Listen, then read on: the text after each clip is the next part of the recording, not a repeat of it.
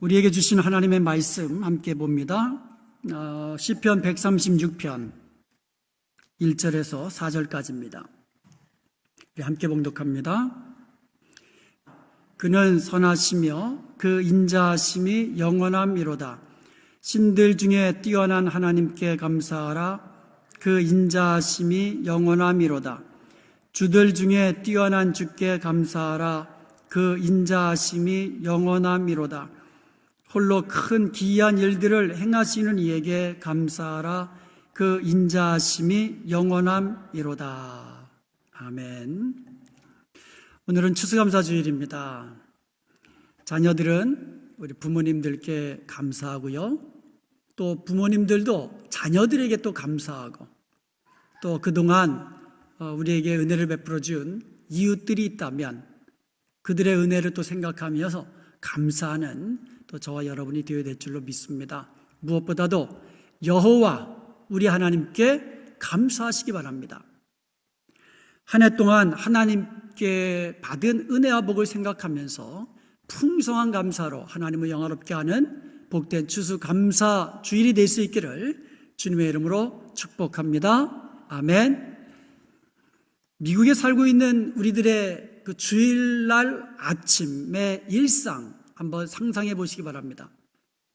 또 여기에 모이신 분들 오늘 아침에 여러분이 어떻게 하고 오셨는가 한번 상상해 보시기 바랍니다. 아침에 눈을 뜹니다. 어디서 눈을 뜹니까? 편안한 침대에서 눈을 뜹니다.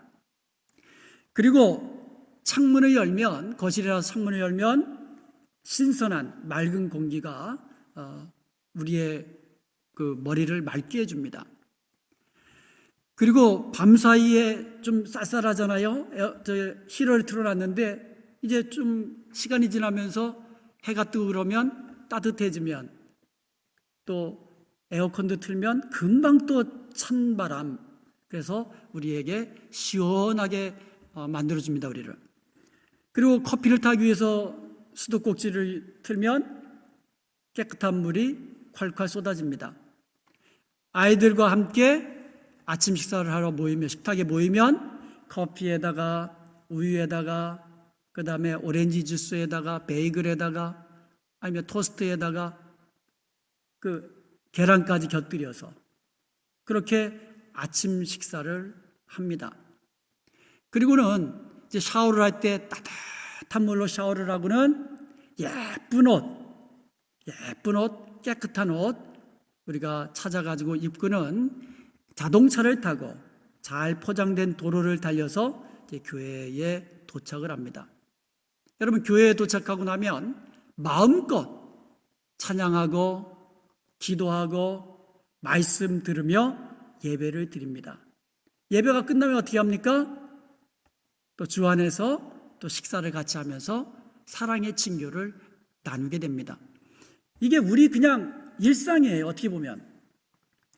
그런데 이 짧은 일상의 아침의 모습 속에 얼마나 많은 감사거리가 담겨져 있는가 한번 생각해 보십시다.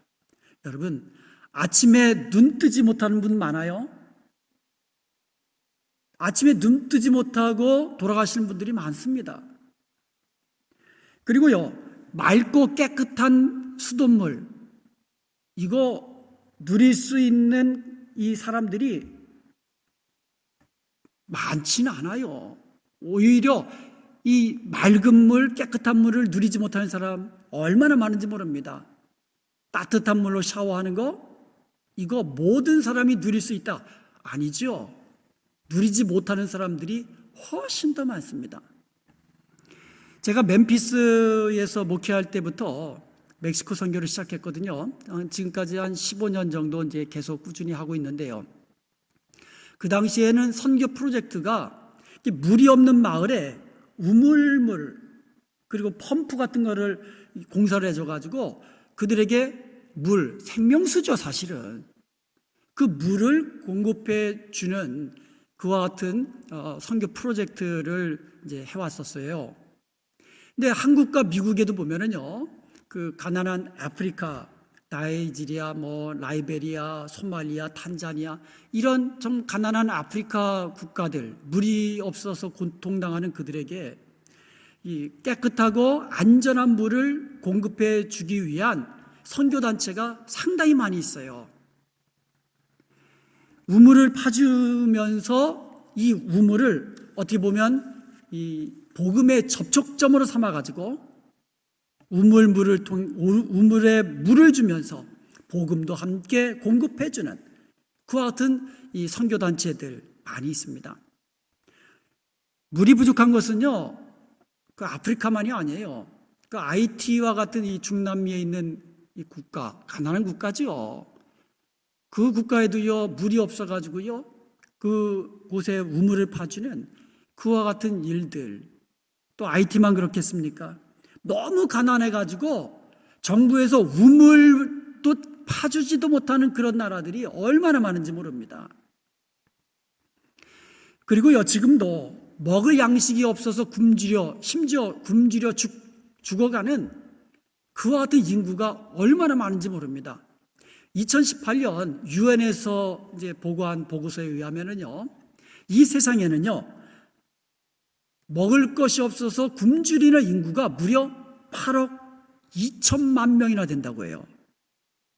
그런데 이 인구가요, 코로나19 때문에 올해 말에는 그 기아 인구가 2배나 될 거라고 그래요. 2배. 2배면 도대체 몇 명이에요? 16억. 이 정도까지 먹을 것이 없어서 굶주리는 인구라는 거예요. 맑은 공기, 여러분, 이 하나만으로도 우리는 감사가 넘치는 거예요. 아침에 배달되는 신문, 검열 없이 그냥 자유롭게 신문 기사 쓰잖아요. 그리고 그것을 우리가 읽잖아요. 그리고 TV를 틀면 검열 없이 아주 자유롭게 언론의 자유 속에서 방영되는 뉴스들을 우리는 언제든지 들을 수 있습니다. 그리고요, 이 세상에는요, 공개적으로 자유롭게 예배 드릴 수 있는 나라가 여러분 많지 않습니다. 여러분 놀라운 사실이에요. 기독교 박해, 우리 기독교가 박해를 받고 있어요, 이 세상에서. 그런데 기독교 박해가요, 어느 한 구석에서 일어날 사건이 아니라 전 세계적인 상황이에요. 무려 75개국에서, 그리고 기독교에 대해서 적대감을 표출하는 국가가 151개국, 이렇게 많다고 합니다. 그리고 이 2018년 기준으로요, 8억 명의 크리스천들이 박해를 경험하고 있고, 그 중에서 2억 1,500명은요 아주 높은 강도의 핍박을 받고 있다고 보고되고 있어요. 오픈도어 선교회의 산하기관인 월드워치 리스트는요, 기독교를 탄압하는 국가를 매년 이 리스트를 이제 50개씩 발표를 하는데요, 그 중에서 올해 2020년 기독교 박해한, 그것도 가장 심하게 박해한 그 나라 탑 10을 발표를 했어요. 1위가 어딘지 아세요? 북한이에요, 북한. 그리고 2위가 애프가니스탄, 그 뒤로 소말리아, 리비아, 파키스탄, 에리트리아, 수단, 예멘, 이란, 인도, 이런 식으로 뒤따르고 있습니다. 이런 기독교 박해국을 곰곰이 보면은요, 공산주의 국가, 그리고 아주 극렬한 무슬림 국가, 그리고요, 토속 종교를 민족과 결합시킨 어떻게 보면 종교, 민족주의 국가들, 이런 국가들에서 기독교를 핍박하고 있다라는 거예요. 이와 같은 기독교 핍박하는 추세는요, 좀 전에 제가 전 세계적이라고 했잖아요. 그리고 더 퍼져나가고 있다는 거예요. 여러분 보세요.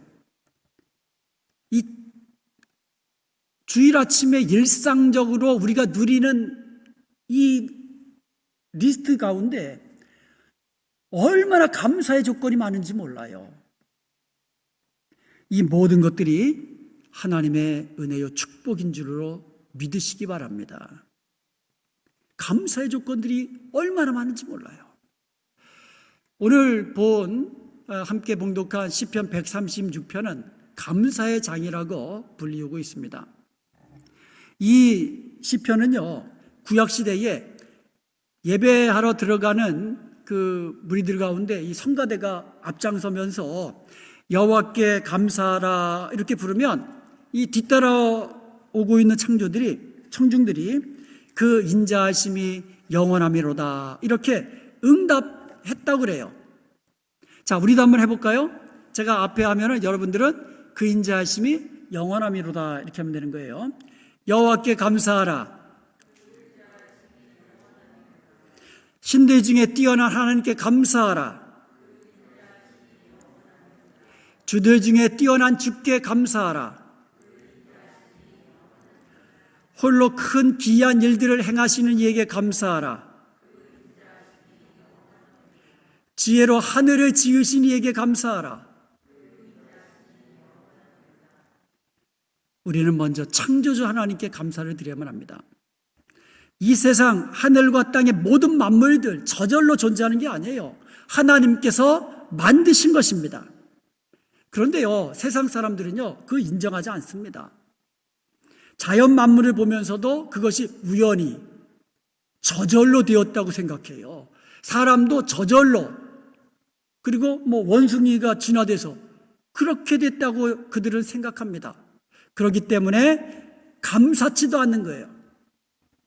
그러나 오늘 시편 기자는요, 모든 만물은 하나님이 창조하셨는데 그 모든 만물 속에는 하나님의 선하심과 하나님의 인자하심이 담겨져 있다고, 드러나 있다고 그렇게 고백하며 감사함으로 찬양하고 있는 겁니다. 우리의 부모님들이 우리를 낳아주셨잖아요. 그리고 길러주셨잖아요. 그러면 우리는 부모님들을 생각하면서 그 부모님들의 은혜에 감사드려야 됩니다. 그리고요, 부모님들은 낳아주신 거예요. 우리를 만들어주신 분은 누구세요? 하나님이십니다. 우리를 하나님의 형상대로 지으신 분은 하나님이십니다. 그러기에 우리를 하나님의 형상대로 만들어주신 창조주 하나님께 우리는 감사드려야만 하는 겁니다. 사람들은요, 길가에 그 꽃 한 송이 보면서도 그냥 지나가기 쉽잖아요. 그렇지만 모든 것이 하나님이 창조하신 것을 믿는 우리들은 보는 눈이 달라지잖아요. 길가에 꽃 한 송이를 바라보면서도 그 꽃을 만드신 창조주 하나님의 그 선하심과 인자하심을 기억하며 우리는 감사할 수 있는 거예요. 찬양할 수 있는 겁니다. 사람들은 혼자 살아가는 존재가 아니잖아요. 함께 공동체 속에서 관계를 맺으며 살아갑니다. 부모와 자녀와의 관계, 형제와 이 자매와의 관계, 교회 안에서는 이 성도들 간의 관계, 그리고 이웃과의 관계, 직장에서 사회에서는 또 다른 사람들과 관계를 맺으면서 살아가고 있습니다. 그런데요, 우리와 관계를 맺으며 사는 그 모든 사람들도 하나님의 형상대로 지음받았다는 사실을 우리가 기억한다면 우리가 관계 속에서 더 감사함을 누릴 수 있는 줄로 믿습니다. 더 사랑하게 되고요, 더 섬기게 되고요, 주님 섬기듯이. 그럴 때에 우리는요, 모든 만남을 감사하며 관계 속에서 행복한 인간관계를 누리며 살아갈 수 있는 줄로 믿습니다. 이것이 우리가 관계 속에서 행복을 누릴 수 있는 비결인 것입니다. 우리는 또한 구원의 하나님께 감사를 드려야만 합니다. 오늘 시편 기자는요, 이스라엘 백성들을 애굽에서 구원해내신 구원자 하나님을 찬양하며 감사하고 있습니다. 이것은 우리도 마찬가지입니다. 죄악 속에서, 사탄의 권세 속에서 멸망당하 마땅할 우리를 하나님께서 우리를 부르시고 건져주셔서 하나님 나라의 백성으로, 하나님의 영광스러운 하나님의 자녀의 권세를 주신 그 구세주, 구원자 하나님을 생각하면서 우리는 감사해야 하는 것입니다. 어둠의 나라, 사탄의 나라에서 죄와 사망 중에서 진노의 자식으로 살던 우리를 예수 그리스도의 대속의 은혜로 말미암아 하나님 나라의 백성 삼아주시고 하나님의 사랑하시는 자녀 삼아주신 그 하나님의 은혜를 우리는 감사해야 될 줄로 믿습니다. 그리고 또 우리는요, 우리를 먹이시고 입히시고 그리고 우리를 보호하시고 승리의 길로 인도하신 하나님께 감사해야만 합니다. 시편 기자는요, 이스라엘 백성들을 애굽에서 구원하신 후에 강한 손과 편팔로 인도해 주신 하나님께 감사하고 있습니다. 홍해를 가르시고 대적에게 승리케 하시고 비천한 자로 기념하게 하신 여호와 하나님께 감사하고 있습니다. 그리고 25절에 보면은요, 모든 육체에게 먹을 것을 주신 여호와, 우리에게 일용할 양식을 주신 하나님 앞에 감사하라고 말씀하고 있습니다. 이 모든 것이 그 선하심과 인자하심으로 우리를 영원토록 우리에게 은혜를 베풀어 주신 하나님의 은혜라고 그렇게 고백하며 찬송하며 감사하는 것입니다. 여러분, 나의 나된 것은 다 하나님의 은혜인 줄로 믿습니다. 하나님의 은혜라는 찬양이 있지요. 나를 지으신 이가 하나님, 나를 부르신 이가 하나님, 나를 보내신 이도 하나님, 나의 나된 것은 다 하나님의 은혜라. 여러분, 내가 나된 것 하나님의 은혜인 줄로 믿습니다. 고린도전서 10장 10절에 보면 저희 중에 어떤 이들이 원망하다가 멸망시키는 자에게 멸망하였나니 너희는 저희와 같이 원망하지 말라. 이스라엘 백성들이 광야에서 얼마나 많은 하나님의 은혜를 받았습니까? 그런데 그들은 은혜에 감사치 아니하고 도리어 원망하다가 어떻게 됐습니까? 망했잖아요. 성경에는 하나님의 은혜에 감사치 못하고 원망하다가 망한 사람들의 기록들이 많이 있습니다. 이것은 오늘 우리들도 마찬가지입니다. 우리가 감사 대신에 원망하고 불평하면 망하는 자가 되는 거예요. 일본 기업 내셔널이라는 기업의 창업자인 마스시다 고노스케라는 사람이 있습니다. 이분은 자수성가한 기업가로 아주 명망이 높은 분인데요. 그는요, 집안이 몰락해가지고 초등학교 4학년 때에 이제 중퇴하고 이제 학교를 그만두고 그 자전거점에서 일하면서 점원으로 일하면서 사회생활을 시작했습니다. 그는 온몸으로 세상을 배워가면서 마침내 570개의 기업과 13만 명의 종업원을 거느린 그 대기업을 일구어냈습니다. 그래서 사람들이 그에게 묻습니다. 성공의 비결이 뭡니까? 라고 묻는 그 사람들에게 그는 3가지로 대답해 주었다고 합니다. 첫 번째는 가난, 두 번째는 약한 몸, 세 번째는 배우지 못한, 학식이 없는 그와 같은 이 무지, 어떻게 보면 배우지 못했다는 거죠. 그는 이것들을 불평의 조건으로 삼은 것이 아니라 이것들을 오히려 감사의 조건으로 삼았다는 거예요. 가난하니까 더 부지런히 일했고, 몸이 약하니까 건강의 소중함을 알아서 더 몸을 아꼈고, 그리고 배우지 못했기 때문에 모든 세상의 사람들을 스승으로 삼아가지고 배우기를 힘썼다라는 거예요. 그 결과 그는 성공적인 사업가가 될 수 있었던 것입니다. 여러분, 지금 여러분이 처한 상황 속에서 감사하십시오. 어떤 상황에 지금 놓여 있을지라도 감사하십시오. 그리고 여러분, 여러분이 처한 모든 인간 관계 속에서 감사하십시오.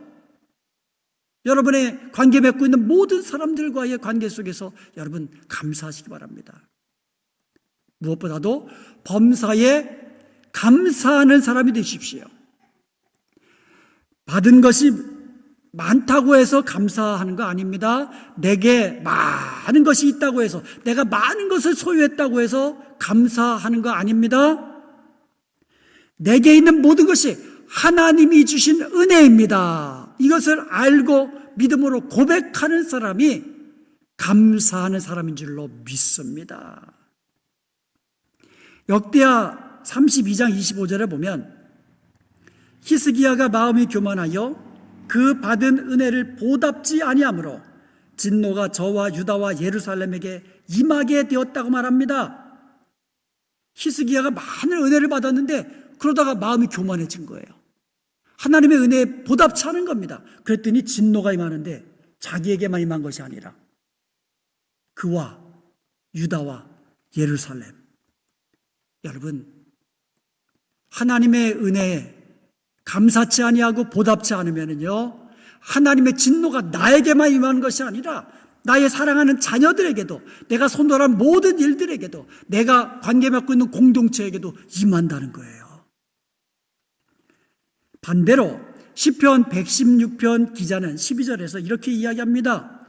여호와께서 내게 주신 모든 은혜를 무엇으로 보답할꼬?